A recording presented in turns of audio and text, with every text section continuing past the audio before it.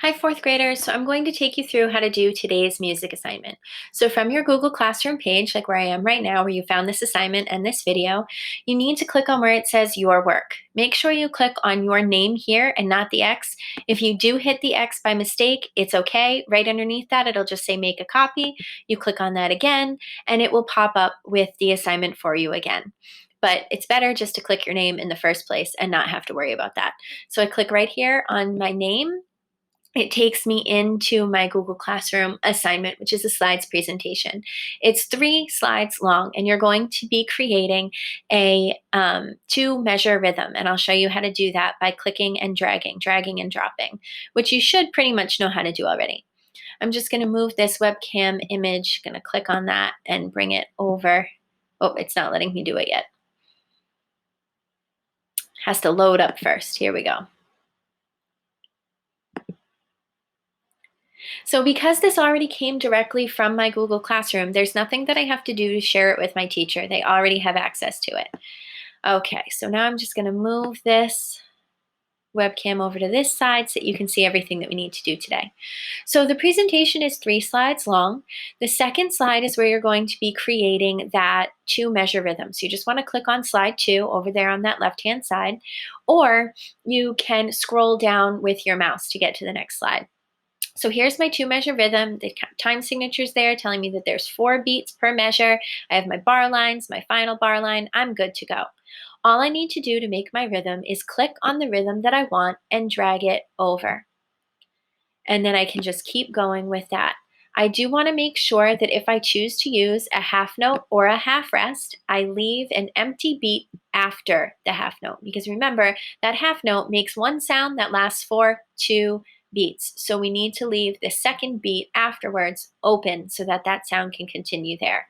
And then I can just continue creating a rhythm here with these notes. If I have anything that I put in that I decide I don't want, all I have to do is click on it again. Like maybe I don't want that half note there because I don't like that they're the same. I can click on it again and just hit delete on my keyboard or backspace, and that will get rid of the item that I put in that I didn't want. So I decided I actually want it to end with a pair of eighth notes and then a quarter note. Now before I turn this in, I want to make sure that I like the way it sounds. So let's read through the rhythm together. 1, 2, here we go. Ta, ti, ti, ta, ti, ti, ti, ti, ta. Now, I like that rhythm and I'm good with turning it in, but if you wanted to make any changes, remember, all you would have to do is click on what you don't like and hit delete, or you can just move things around. Like I can move this half note down, this quarter note here down to this space and switch things around that way too. Either way will work.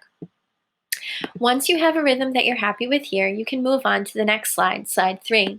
It reminds you not to forget to click turn in on today's music assignment so that I know that you are finished with your work and you're ready for me to check it. Then click here to play a rhythm reading game. So if I go back to my assignment, click turn in the way I was told to on the slide presentation, I just come over here and click turn in. I already did the Google Slides and it's already been saved, so I'm good just to click turn in. And then I can hit turn in there. And now Miss Valentine has my work. When I go back to the slide presentation, it's going to give me a message that says that my access has expired. I turned in this assignment. I'm not allowed to change it anymore, but I will still be able to play the game. So I just click this little X to get rid of that. And then it tells me I can still click here to play the rhythm reading game. It pops up underneath and I can click on that link. And it takes me to the rhythm reading game here. Now, in order to play this game, you do want to put it into present mode. It's also important that you understand that it's never going to tell you that the game is over. You're never going to get to a point where it says that you've finished or that you've beaten the game or anything like that.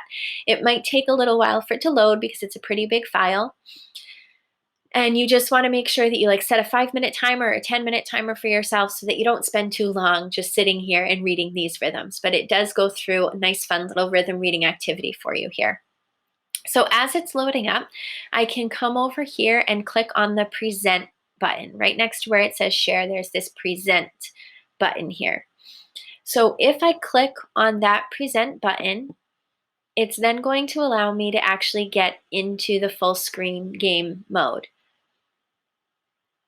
The first thing that's going to show up when this loads is just the title page here. It tells me that it's a rhythm game. I can click anywhere on the screen to go to the next slide. I'm just going to click on the door. She says, welcome, please come in. I can click on the door again. She tells me that she's lost the sheet music that she needs to be able to play with a world-famous orchestra, and she needs my help to find it.